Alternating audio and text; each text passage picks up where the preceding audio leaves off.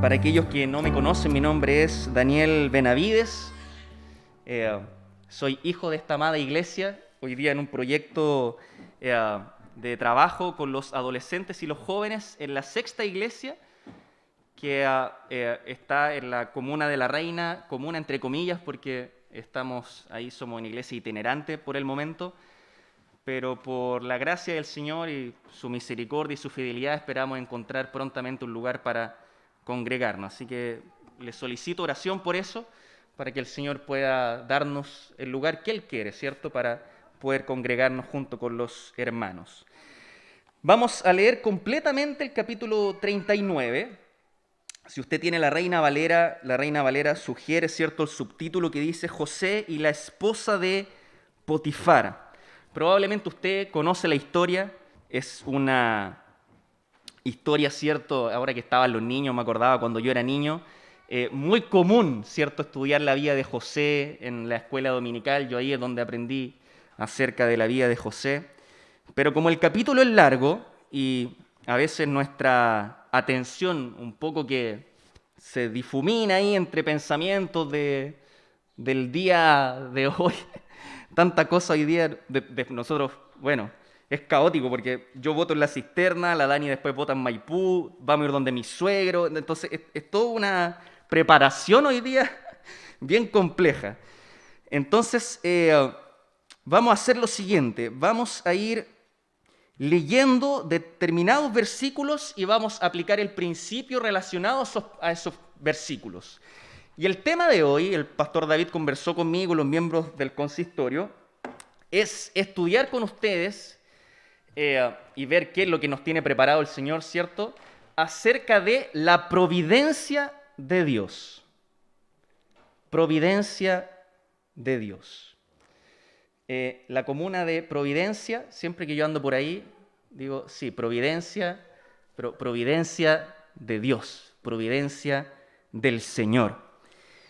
Y vamos a estudiar justamente en esta mañana, vamos a ver la providencia de Dios bajo un título que puse yo. La mano de Dios en tu vida, el ejemplo de José. La mano de Dios en tu vida, el ejemplo de José. Y antes de que leamos el texto, usted conocerá o habrá leído o habrá visto alguna película, no la serie, hay unas como estilo teleserie que hace un ministerio brasilero que dio Génesis, dio José, dio Moisés, no me acuerdo otras más, pero es de TVN, ¿sí? Pero se aleja mucho, sí, de la historia real de José. Me gusta más la película de niños, ¿sí?, que es de Disney, de José. Es mucho más cercana al relato y a la realidad bíblica. Lo cierto es que la vida de José fue una vida realmente difícil y compleja. Dicen muchos autores y teólogos de que el Señor quiere hacer pasar a José a través de la escuela del desierto. Esta escuela del desierto es una escuela realmente difícil y compleja, porque José es rechazado por sus hermanos. Los hermanos de José tienen envidia de él. José termina en un pozo. Van los hermanos a donde su padre y le cuentan otra historia, porque la verdad es que José fue vendido como esclavo, sin derechos, sin privilegios, y aquí en el capítulo 39 vamos a ver que termina en la casa de Potifar, un oficial egipcio, que lo compra para que José trabaje como esclavo en esa casa. Y José llega a trabajar en una casa que no es suya, en una región que no conoce, con otras costumbres, con otras culturas, y por si fuera poco, con otros dioses. Y aquí ya podemos sacar algunas cosas a la luz. Yo me pregunté, ¿por qué pasan tantas complejidades en la vida de José? ¿Y por qué es que tenemos la tendencia pecaminosa de querer comprender inmediatamente, ahora ya, las cosas de Dios? Lo cierto es que vivimos en la era de lo instantáneo. Todo tiene que ser ahora ya. De hecho, mis hijas cuando ven YouTube no soportan el comercial de YouTube. Que ahí dice omitir anuncio, pero te obliga a veces a ver como 5 segundos de la propaganda de YouTube. Entonces, imagínense que nosotros somos impacientes.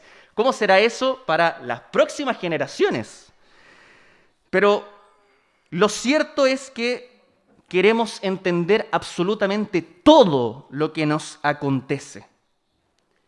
Pero, queridos hermanos, Dios muchas veces no quiere eso. Quiere que tú pases a través de la escuela del desierto, que conozcas lo que es la escasez, la necesidad, las dificultades, los conflictos y las crisis. Porque ahí es cuando tú te vas a hacer estas preguntas. ¿Cómo está tu fe en Dios en esos momentos? ¿Cómo está tu caminar con Cristo en esos momentos de la dificultad y de la crisis? Lo cierto es que somos tan cíclicos que nuestra adoración depende de cómo nos sentimos. Si todo va bien, si la pega va bien, si la familia está bien, gloria a Dios. Amén, voy, participo, me involucro. Pero ¿y si no?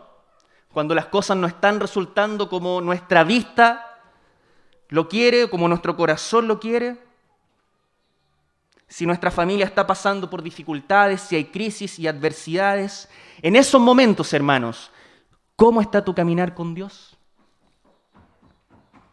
Dios quiere que aprendamos a vivir en toda circunstancia siendo fortalecidos por el Señor. ¿Conoce la cita de Filipenses 4:13? Que dice, todo lo puedo en Cristo que me... ¿Será todo? Todo, el 100% de las cosas, hasta nuestros deseos pecaminosos del corazón. Algunos lo interpretan así. No es todo. Porque el versículo 12, Pablo dice, sé vivir tanto en la escasez como en la abundancia. Entonces, punto seguido, todo lo puedo en Cristo que me fortalece. Porque el principio que rescata Pablo ahí es que Dios no nos abandona y está con nosotros tanto en la abundancia como en la necesidad. Y no es la escasez ni la abundancia lo que te hace estar completo, sino que, ahora sí, versículo 13 de Filipenses, Cristo me hace estar completo, Cristo es el que me fortalece. Teniendo eso en cuenta, queridos hermanos, entonces vamos a ver qué es lo que nos tiene preparado el Señor hoy día. La mano de Dios no ha dejado de estar presente, así que el título de este sermón es La mano de Dios en tu vida, el ejemplo de José. Y el primer principio está desde el versículo 1 hasta la primera parte del versículo 6. El principio es: reconoce que el Señor está contigo y que serás de bendición. Versículos del 1 al 6. Acompáñenme en la lectura, querido hermano. Macarena ya oró porque la palabra del Señor, cierto, penetre en nuestros corazones. Así que, habiendo orado, ya vamos a dar lectura a la palabra del Señor.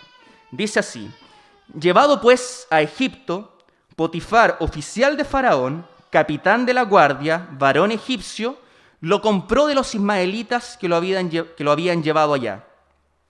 Mas Jehová estaba con José, y fue varón próspero, y estaba en la casa de su amo el egipcio. Y vio su amo que Jehová estaba con él, y que todo lo que él hacía, Jehová lo hacía prosperar en su mano. Hacía yo gracia en sus ojos, y le servía, y él le hizo mayordomo de su casa, y entregó en su poder todo lo que tenía. Y aconteció que desde cuando le dio el encargo de su casa y de todo lo que tenía, Jehová bendijo la casa del egipcio a causa de José. Y la bendición de Jehová estaba sobre todo lo que tenía, así en casa como en el campo. Y dejó todo lo que tenía en manos de José. Y con él no se preocupaba de cosa alguna, sino del pan que comía. Qué bendición para Potifar. Imagínese eso, solo preocuparse del pan que comía. Hay un comentarista que dice que hasta la cuenta bancaria de Potifar estaba en manos de José. Imagínense la confianza que Potifar tuvo en José. Pero fíjese cómo el versículo 2 comienza diciendo que Jehová estaba con José y por eso entonces fue varón próspero. No fue por las capacidades y aptitudes de José, no fue por su inteligencia que ciertamente reconocemos, sino que José prospera y es reconocido en la casa de Potifar, en una casa extranjera, porque la mano de Dios estaba con José. Y aquí se comienza a cumplir una promesa muy hermosa. Una promesa que Dios le da a Abraham, que le dice, haré un pacto contigo, tu descendencia será incontable como las estrellas del cielo, como la arena del mar. Y Abraham era un hombre ya anciano, mayor, con una esposa que no le podía dar hijos. Y Dios le da esa promesa. Y no solo eso, sino que, ojo aquí, Dios le dice a Abraham, por medio de ti, yo bendeciré a todas las familias de la tierra. Es decir, Dios le da una bendición a Abraham, pero esta bendición no es para que Abraham se la deje para él. Esta bendición es para ser justamente, luego de eso, ser canal de bendición a otros, ser instrumento de bendición a otros. Y José aquí está siendo de bendición en una tierra extranjera. Él se destaca, es un esclavo diferente a otros. Potifar coloca cosas en las manos de José, las cosas prosperan, comienzan a aumentar sus obligaciones. Comenzó con algunas funciones pequeñas, pero ahora es el mayordomo de toda la casa. Así que el Señor no solo bendice el trabajo de José, sino que ahora la casa de Potifar, una persona que no conoce al Señor, la casa de Potifar es bendecida. La bendición prometida a Abraham de ser canal de bendición, instrumento de bendición, ahora siendo realizado a través de José. Porque el Señor dice, a través de ti bendeciré a los demás. Y aquí se me vino otra pregunta a la mente. ¿Estamos siendo de bendición a otros? ¿O somos la piedra de tropiezo para otros? ¿Estás siendo de bendición para glorificar al Señor? ¿O quieres ser de bendición para obtener reconocimiento humano? Tus dones, tus talentos, tus oraciones, tu tiempo y tus recursos, cualquiera que sean, tienen como objetivo glorificar a Dios y ser de bendición para la iglesia, para el sector, para la comunidad. Primero para tu casa. Nos exhortó la hermana Carol, ¿cierto? De bendición primero para tu hogar, para tu casa. José está siendo de bendición en tierra extranjera, en una familia que no es suya. Y acá hay un principio muy interesante.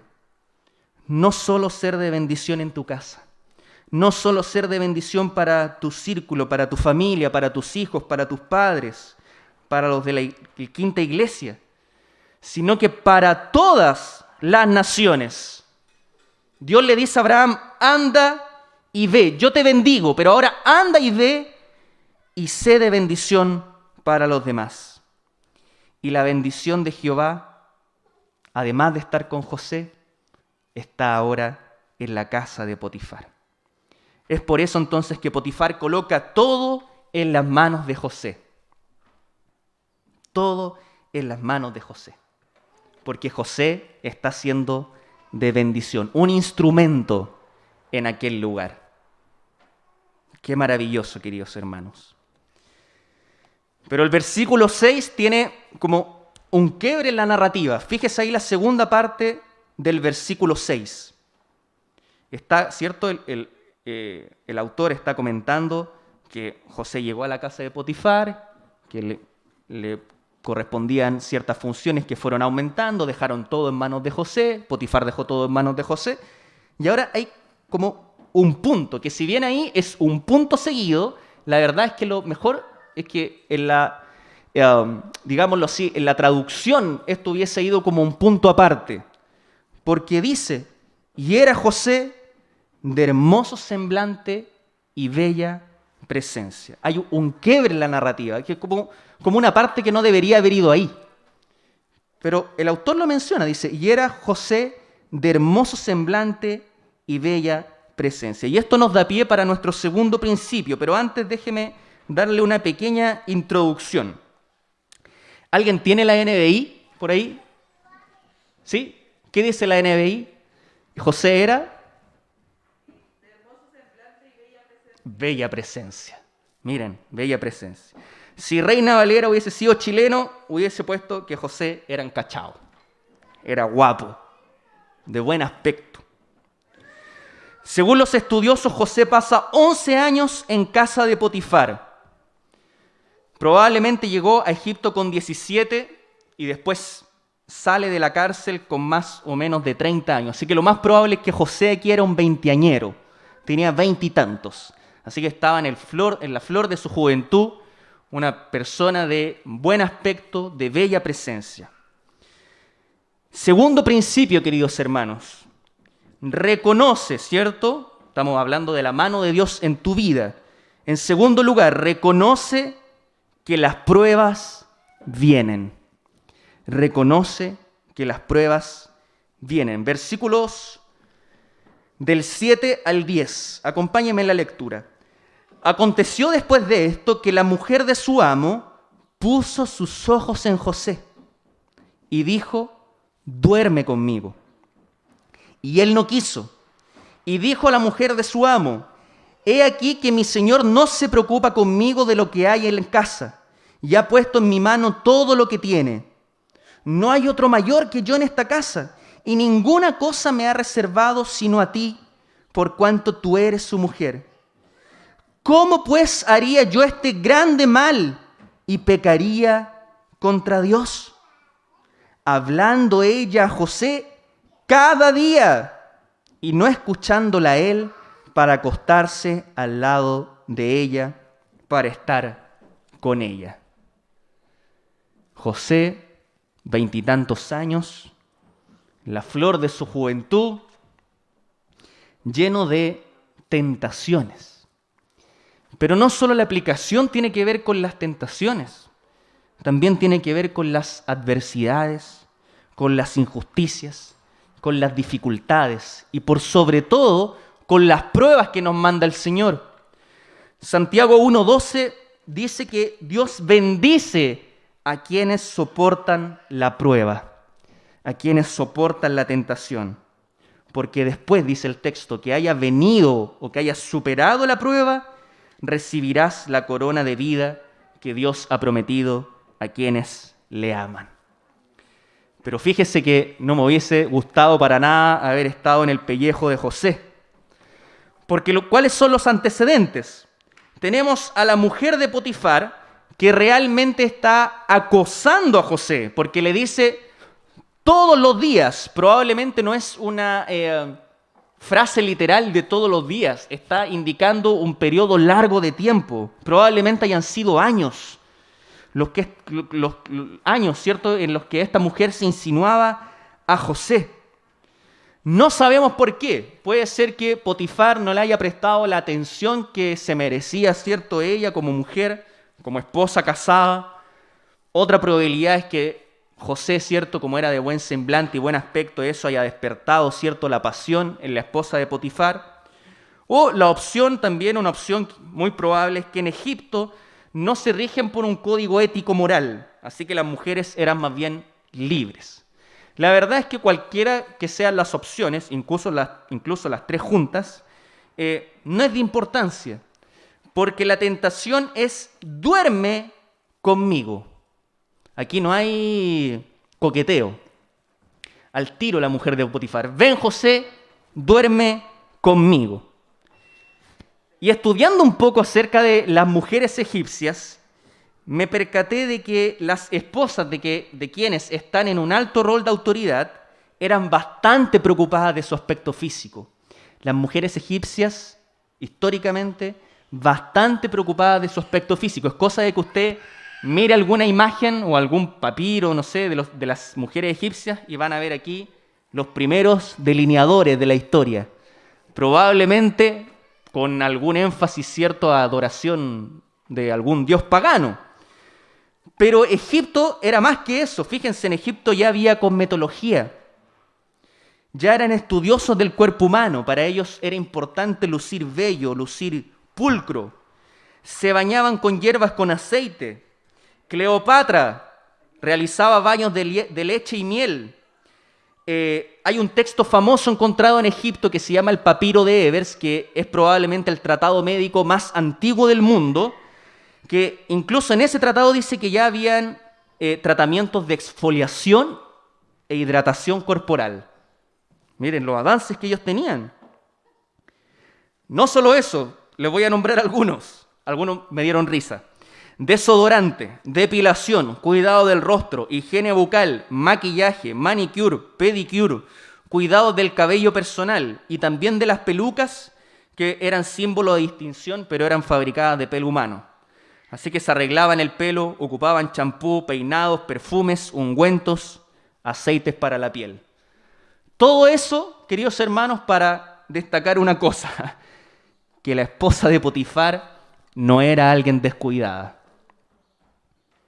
Era alguien que se preocupaba de su aspecto físico. Así que la tentación era grande. Él le dice, duerme conmigo. Directa esta mujer, porque quería el placer de tener a José en su cama. José está creciendo, todo le resultaba más o menos bien, pero Dios en su soberanía permite situaciones en donde aprendemos de su voluntad. Dios prueba el corazón de José y José dice, no, porque Potifar es mi Señor. Potifar es mi Señor. No es propósito de este sermón, pero conversando con un pastor acerca de esto, un pastor amigo, llegamos a la conclusión de cuánta falta nos hace en nuestras iglesias hablar sobre la ética del trabajo. Un punto interesante para tocar en otra oportunidad, porque había un compromiso de José con su señor, que era Potifar.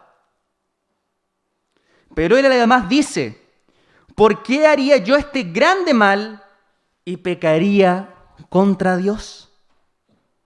Después de haber pasado tantas situaciones complejas en su vida, adversidades, que ya las comentamos, José podría haber pensado y haber dicho, oye, pucha, lo he pasado tan mal que me voy a dar este gusto, ¿cierto?, de perder mi castidad con esta hermosa mujer. Pues está ahí, en la palma de mi mano. Pero José dice, no. Este es un grande mal y es pecado contra Dios. José está reconociendo que era la voluntad soberana de Dios ser esclavo, haber sido vendido por sus hermanos, y reconoce también que Dios ha estado con él. Si no, no daría este tipo de respuesta. Mauro Meister, un teólogo brasilero, dice que quizás José evitaba hasta encontrarse con ella, quizás José evitaba hasta estar en casa, porque esta es una mujer del infierno que le haría apartar su mirada y su corazón del Señor. Yo le quiero decir algo que hoy día, querido hermano, es que lo que más quiere el enemigo es que tú quites la mirada del Señor, que dejes de depender del Señor y ojalá que empieces a depender de ti mismo. José podría haber dicho, ¿qué más da, po? Demos rienda suelta a nuestros sentimientos. ¿Qué nos oprime?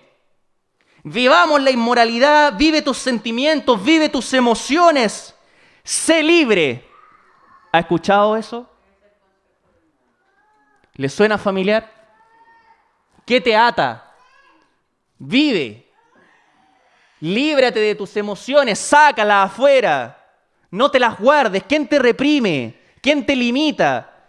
Eso te vende la sociedad hoy día. Pero ¿sabes qué? esa promesa que te vende la sociedad es una promesa falsa. Es una promesa del diablo.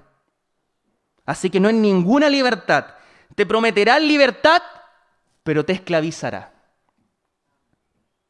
En esos momentos en que estás siendo tentado, en que estás siendo probado por el Señor, y pareciera que no hay ninguna barrera, ningún límite para dar rienda suelta a tu pecado, ¿sabes qué es lo único que hará que no caigas?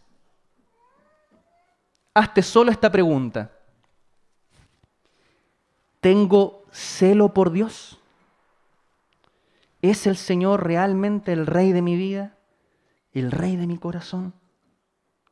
¿Realmente el Señor gobierna mi corazón? ¿O es gobernado por mis pasiones?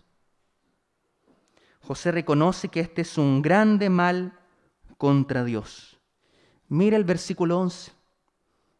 Lea conmigo, dice: aconteció que entró él un día en casa para hacer su oficio, y no había nadie de los de casa allí. No había nadie. No había ninguna barrera, ningún impedimento. Estaban solos. Y prevalece el celo de Dios, ¿cierto? Por Dios de José. José no quería pecar contra Dios y se lo dice a la mujer, que no es creyente. Le dice: mira, yo tengo un Dios, así que no solo no quiero pecar contra tu marido, no quiero pecar contra Dios. Y José no cae en la tentación. ¿Lo hizo bien o no? ¡Qué bendición! Pero la historia no va tan bien. Tercer principio. Vamos a leer desde el versículo 12 hasta el 23. La mano de Dios en tu vida, al reconocer que Dios tiene pleno control de toda situación, incluyendo las injusticias. Dios tiene pleno control de toda situación, incluyendo las injusticias. Versículo 12, acompáñenme en la lectura. Y ella lo asió por su ropa, diciendo: duerme conmigo. Entonces él dejó su ropa en las manos de ella, y huyó y salió. Cuando vio ella que le había dejado su ropa en sus manos y había huido fuera, llamó a los de la casa y les habló diciendo: mirad, nos ha traído un hebreo para que hiciese burla de nosotros. Vino él a mí para dormir conmigo, y yo di grandes voces. Y viendo que yo alzaba la voz y gritaba, dejó junto a mí su ropa, y huyó y salió. Y ella puso junto a sí la ropa de José hasta que vino su señor a su casa. Entonces le habló ella las mismas palabras, diciendo: el siervo hebreo que nos trajiste vino a mí para deshonrarme. Y cuando yo alcé mi voz y grité, él dejó su ropa junto a mí y huyó fuera. Y sucedió que cuando oyó el amo de José las palabras que su mujer le hablaba, diciendo: así me ha tratado tu siervo, se encendió su furor. Y tomó su amo José y lo puso en la cárcel, donde estaban los presos del rey, y estuvo allí en la cárcel. Pero Jehová estaba con José, y le extendió su misericordia, y le dio gracia en los ojos del jefe de la cárcel. Y el jefe de la cárcel entregó en mano de José el cuidado de todos los presos que había en aquella prisión. Todo lo que se hacía allí, él lo hacía. No necesitaba atender el jefe de la cárcel cosa alguna de las que estaban al cuidado de José, porque Jehová estaba con José, y lo que él hacía, Jehová lo prosperaba. Esta mujer, dicen los estudiosos, es una verdadera actriz. La escena es particular, la mujer lo toma, lo agarra con fuerza de la túnica, José sale corriendo, se libera de su ropa. Probablemente no quedó desnudo, porque en ese tiempo ya los esclavos usaban otras ropas debajo de sus túnicas, pero lo cierto es que José arranca del lugar. Y la mujer monta un escándalo gigantesco, se pone a gritar, no había nadie en la casa, así que su grito fue tan fuerte como para que los demás escucharan y fueran a ver. Y utiliza cuanto recurso pudiese estar a su alcance. Como por ejemplo, ella dice, el siervo hebreo. O sea, no cualquier siervo, sino que el siervo, pero el siervo hebreo. Ese fue el que quiso abusar de mí. La esposa de Potifar incluso usando el racismo, la xenofobia como elemento para culpar a José. En nuestro pecado a veces nosotros queremos disminuir al otro. En nuestro pecado a veces utilizamos cualquier recurso. No somos mejores que la esposa de Potifar. Pero la esposa de Potifar es una mentirosa. Y José entonces es condenado delante de esta situación mentirosa e injusta. Por el lenguaje utilizado de la mujer, dicen los estudiosos que probablemente ella era una entrenada en la mentira. Estaba acostumbrada a mentir. Porque le cuenta una versión, ¿cierto?, a los primeros que llegan, pero después es capaz de contarle las mismas mentiras a su esposo Potifar. Le cuenta su propia versión. Ahora pongámonos un minuto en el lugar de Potifar. Potifar podría haber dicho, voy a perder a mi siervo. Voy a tener que volver a trabajar de nuevo, porque solo se preocupaba de lo que comía. Y la mujer insistiendo, este esclavo hebreo que tú nos trajiste. O sea, yo sabía que este esclavo por ser hebreo no iba a funcionar. Te lo dije. Tú fuiste el culpable, Potifar. Ahora, entre paréntesis, lo que la mujer acusa, ¿cierto?, delante de Potifar, es que José abusó de ella sexualmente. Esa es la acusación, que José abusó de ella. La mujer recrimina a Potifar, recrimina al hombre. Fue tu culpa, Potifar, de haber traído este siervo hebreo. Y eso se hace muy similar a Génesis 3, donde Adán culpa a Eva. No fue ella la que me dio del fruto. No fui yo el que quería comer, no, porque ella me dio el fruto, entonces yo comí. Es lo que decía Adán. La culpa es de ella, no es mía. Así que el mismo recurso, la misma simiente de la serpiente de Génesis 3, la misma serpiente utilizando por siglos los mismos recursos, la misma táctica, las mismas mentiras. Y Potifar no tenía opción, aunque el acto no se haya consumado, porque ya el hecho, a lo mejor de haberse insinuado, sobre todo siendo esclavo, era merecedor. Si Potifar hubiese aplicado la ley egipcia, lo que merecía José no era la cárcel, era la muerte. José debió haber muerto en ese momento. Así que yo creo, esta es una apreciación personal, que Potifar tenía cariño por José. Fue tal la bendición que hubo en la casa de Potifar, que Potifar ocupa esta opción B, de mandar a José a la cárcel y no matarlo. Por el testimonio de José, por su amor al Señor.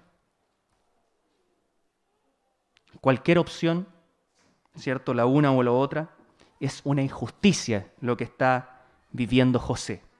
Porque ni opción de juicio había, ni mostrar pruebas, nada, a la cárcel directamente. Y José ya había hecho lo correcto. José había hecho lo correcto delante de los ojos de Dios. Tenía como prioridad al Señor, era celoso de Dios, se apartó de la tentación. ¿Y dónde terminó? En la cárcel. José no dijo, porque podría haber dicho, Señor, sabes que yo te sirvo, ayudo a mi prójimo, doy testimonio de ti, y ahora me tienes en esta situación. El hecho es que aunque hagamos todas las cosas correctas, no hay ninguna promesa de Dios de que tendrás una carrera de éxito.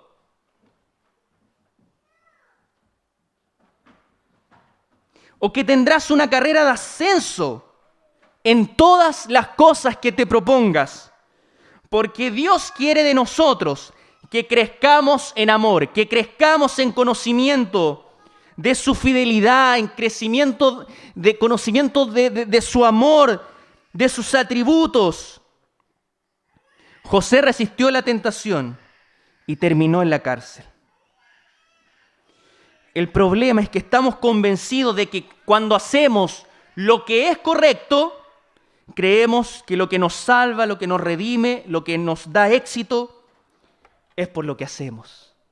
Es por mérito propio, es por nosotros mismos.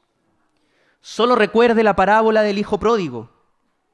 Conocemos, ¿cierto?, la historia del hermano menor que despilfarra todo el dinero de su padre, le pide la herencia a su padre. ¿Cuándo se dan las herencias? ¿Cuándo se dan? Cuando fallece. Así que el hijo menor, en otras palabras, le dice al padre: me vales más muerto que vivo. Pasa la plata para acá. Fue y despilfarró todo el dinero, comió con los cerdos. Él vuelve, su padre amorosamente lo sale a recibir al camino, pero se nos olvida el hermano menor. El hermano mayor. Siempre enfocamos la parábola del hijo pródigo en el hermano menor, pero nos olvidamos del hermano mayor,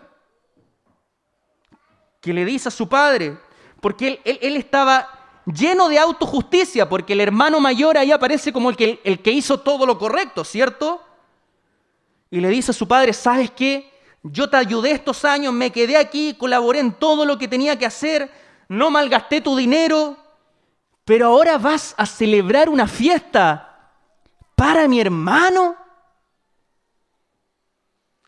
Eso que tú estás haciendo, papá, es lo que yo merezco. Lleno de autojusticia, lleno de pecado. Nos creemos merecedores de los beneficios de Dios. Lo cierto es que no teníamos acceso a ningún beneficio de Dios. Pero las personas no quieren escuchar eso. Las personas quieren escuchar una gracia vacía, una gracia barata. Vaya usted, iglesias de predicadores de la prosperidad llenas, bancas llenas, hasta en cuarentena, ¿no? Él daba lo mismo, no respetaban protocolos, nada, llenas. Pero de evangelio de Jesucristo, de evangelio real, poco y nada. Poco y nada. José hace lo correcto y termina en la cárcel. El beneficio mayor que tú y yo tenemos ya está garantizado por Dios en Jesucristo. La vida cristiana, queridos hermanos, no se trata de hacer y de hacer y de hacer como si esto fuera como una escalera al cielo. Porque si fuese una escalera al cielo, pucha, mientras más arriba nos encontremos, nos vamos a llenar de autojusticia, y cuando más abajo nos encontremos, nos vamos a sentir quizá opacados por el resto que a lo mejor aparenta hacer las cosas medianamente bien. La vida cristiana no se trata de puntos por cumplir. Ya todo fue cumplido en Cristo. Esa es la gracia. Efesios 1:3 dice: bendito sea el Dios y Padre de nuestro Señor Jesucristo, que nos bendijo con toda bendición espiritual en los lugares celestiales en Cristo. Así que la verdad es que estamos bajo la providencia de Dios, bajo la soberanía de Dios. El Señor al control de todas las cosas. Ni un pelo de nuestra cabeza cae sin que el Señor así no lo permita. Ya como hemos aprendido, esto no se trata de José. Se trata del Señor que hace prosperar todo lo que Él mismo colocaba en las manos de José. Así que necesitamos aprender de que Dios está trabajando en tu vida y en mi vida. Somos rápidos en reconocer las cosas que Dios nos da como las cosas más visibles, ¿cierto? Pero cuando viene la adversidad, querido hermano, la prueba, la dificultad, ¿Dios no está ahí? Yo le pregunto sinceramente, ¿Dios no está ahí? A pesar de todo, la mano del Señor estaba con José. José no fue reconocido porque nació en un hogar creyente, no fue reconocido por las funciones, porque las funciones que le daban él las hacía bien. José era reconocido porque la mano del Señor estaba con él. Versículo 2, cuando comienza sus labores en la casa de Potifar, dice el texto, la mano de Dios estaba con José. Versículo 21, cuando José está en la cárcel, dice el texto, la mano del Señor estaba con José. Tanto cuando las cosas aparentan ir bien, como cuando pasamos adversidad y estamos quizá en una cárcel simbólica. Puede ser tu caso. La mano del Señor también está contigo. La gracia del Señor actuando en la vida de José, porque no depende de nosotros. El Señor está con nosotros en toda situación, en toda circunstancia. Si el Espíritu Santo está en tu corazón, si tú de verdad así lo crees, yo te quiero decir que en tu corazón entonces abunda la presencia del Dios vivo en tu vida. Si el Espíritu Santo te ha sellado, eres hijo de Dios, eres hijo del pacto, nada va a hacer que el Espíritu Santo salga de tu corazón. No una fuerza que viene y que va. Sino vaya y escuche Espíritu Santo de Ismael Franco. Si tiene dudas, escuche esa alabanza. El Espíritu Santo ya te selló, está en tu corazón. Así que la presencia de Dios está en tu vida.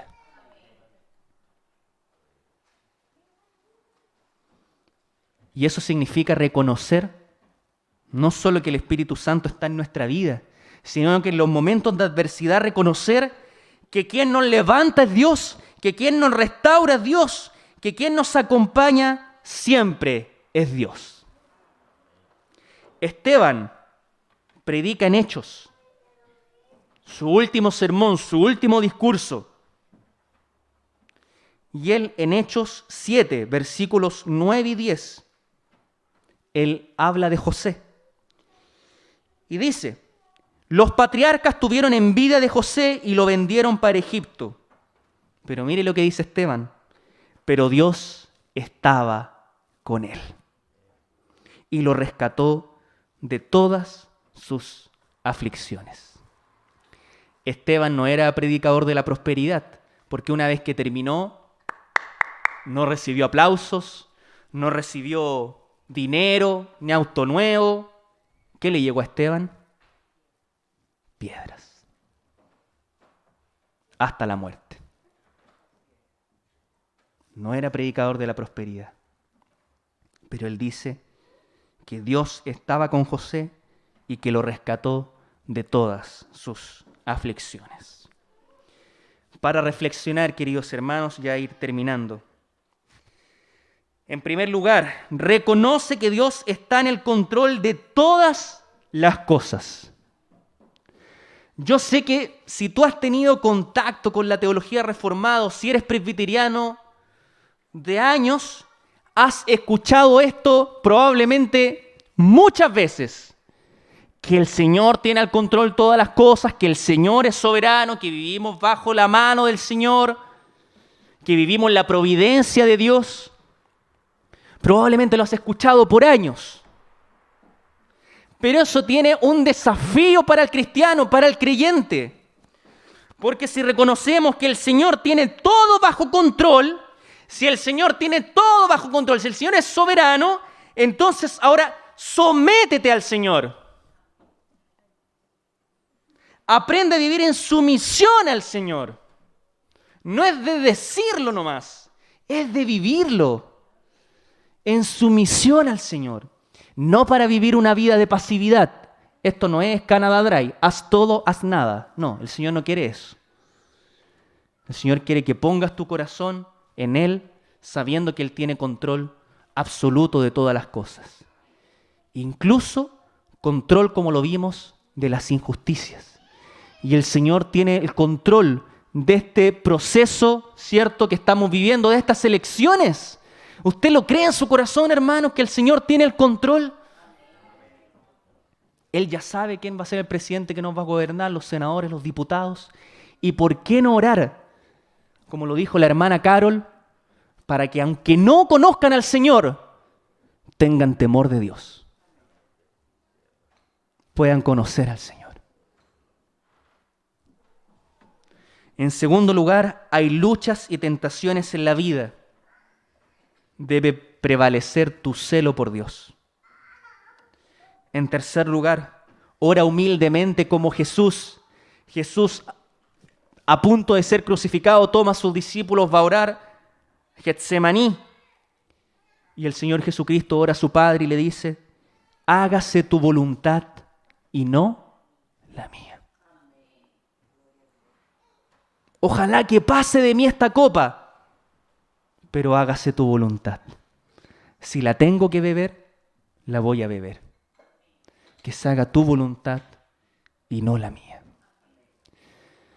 Ni el mismo Señor Jesucristo, cuando está con sus discípulos y habla sobre las señales del fin del mundo en su sermón escatológico, los discípulos le preguntan, Señor, ¿y cuándo van a hacer estas cosas? ¿Cuándo va a ser el día y la hora en que vas a venir? ¿Qué dice Jesús? Ni el día ni la hora yo lo sé. ¿Quién sabe? Solo mi Padre que está en los cielos. Así que pare de vivir esta locura cristiana de que se te pasa la micro y tú dices, oh, ¿cuál será la voluntad del Señor de que yo no haya tomado esa micro y me vaya en la siguiente micro? Porque uno, a veces con la voluntad del Señor, esto se puede volver una locura. Pero a lo mejor hay cosas que el Señor no te quiere mostrar en ese momento. Hay cosas que no vas a entender ahora ya, ni mañana, ni la otra semana, ni en 5 años más. Hay cosas que el Señor no te va a mostrar, ni te va a revelar. Por eso es que el principio es someterse al Señor, aunque no comprendamos su voluntad. ¿Quiénes somos nosotros para pedirle explicaciones al Señor? Ni el Hijo tenía pleno acceso al decreto y a la voluntad eterna y soberana de su Padre. Ni el Señor Jesucristo. Confía entonces en el Señor. Sea fiel al Señor. Si usted me pregunta a mí, yo le diría, claro que me quiero apartar de las tentaciones, claro que quiero tener el carácter de José, claro que quiero hacer la voluntad del Señor, pero es difícil. Es difícil, porque nunca podremos con nuestras propias fuerzas. Esto no es por puntaje, no es una escalera al cielo. Entrégate al Señor y el Señor te abrazará con su gracia. Fíjese en esta frase. Recuerda que a lo largo de la historia, Dios te lleva por caminos que no entendemos para que entendamos que la mano de la providencia de Dios está por todos lados. Pasarás por caminos que no entendemos. Pasarás por situaciones que no comprendes. Puede ser que te agarre la locura del momento y, Señor, muéstrame tu voluntad. Pero el Señor quiere que te sometas a Él y te entregues por completo. Y el Señor estaba con José. Y yo le digo también, querido hermano, Jesús está con nosotros. Jesús dijo, y yo estaré con ustedes todos los días hasta el fin del mundo. El Señor estaba con José, el Señor está contigo. Jesús está contigo. En la adversidad o en la abundancia, el Señor está contigo. Va a pasar necesidad, van a haber momentos difíciles en tu vida, momentos complejos.